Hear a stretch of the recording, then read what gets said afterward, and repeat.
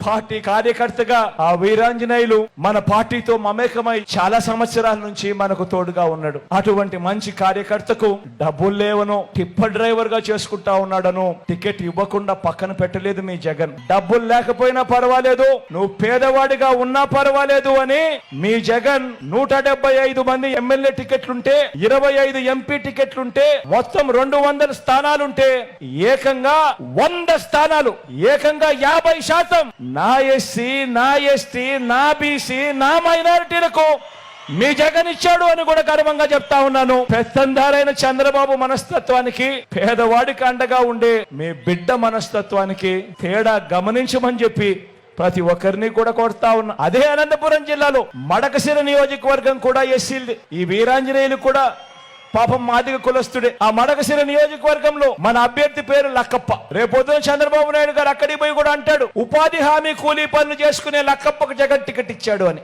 చంద్రబాబుకు చెప్తా ఉన్నా, అవునయ్యా అవునయ్యా, జగన్ ఇచ్చాడు. ఉపాధి హామీ కూలీ చేసుకునే లక్కప్పకు కూడా టికెట్ ఇచ్చాడు. పేదవాడికి టికెట్ ఇచ్చాడు.